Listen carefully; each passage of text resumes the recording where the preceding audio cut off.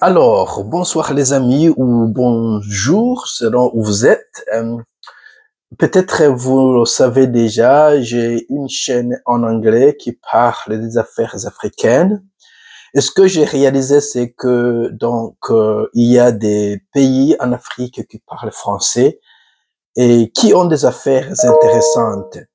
Ce serait alors un peu absurde de parler en anglais quand je parle par exemple de la République démocratique du Congo, des événements au Sahel, c'est-à-dire au Tchad par exemple, il y a des choses qui se passent là-bas, notamment les trois pays du Sahel qui ont pris le pouvoir par des coups militaires, le Mali, le Niger et le Burkina Faso. Le Sénégal, c'est un pays aussi intéressant. Alors, j'ai cru que, au lieu de mélanger des vidéos en anglais et en français sur une chaîne, ce serait mieux de créer une nouvelle chaîne qui est strictement en français. Alors, cette chaîne, c'est pour cela, mesdames et messieurs. Et cette chaîne sera consacrée aux événements en Afrique. Je ne veux pas nécessairement inclure ou plutôt exclure des pays qui ne parlent pas français parce que bien que nous parlons français, on peut aussi nous intéresser aux événements qui se passent en Afrique du Sud, en Tanzanie, en Ouganda, on parle anglais par exemple. On peut nous intéresser à des sujets qui se passent ou des choses qui se passent, par exemple au Mozambique, en Angola, où l'on parle portugais, je crois. On peut toujours s'intéresser aux pays qui ne parlent pas français, quand bien même nous sommes des francophones. Alors, le nom de la chaîne, j'ai pris Afrique et Renaissance, Renaissance africaine, je peux changer ça si on le veut. C'est pas nécessairement strict, c'est toujours au début. Si alors on voit qu'on change plus tard, ne vous en faites pas.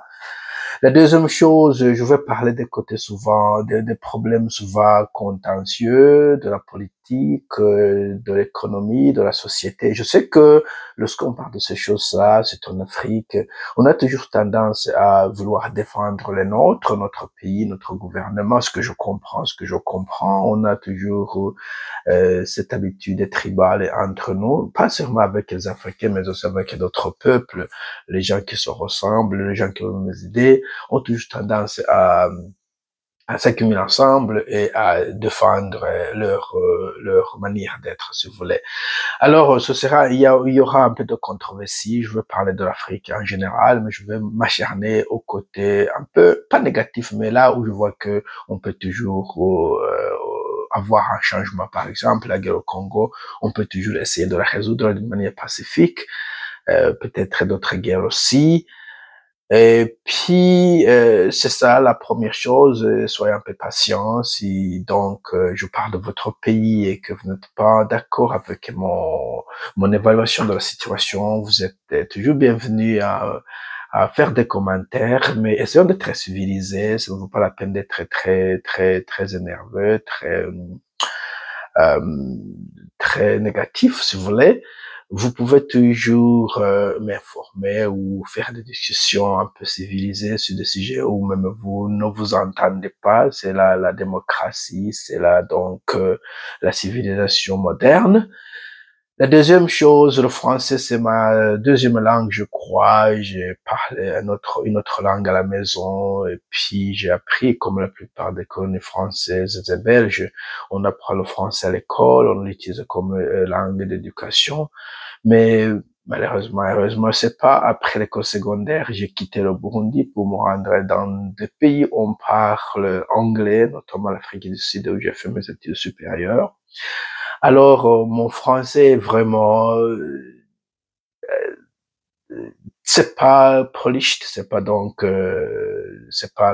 impeccable.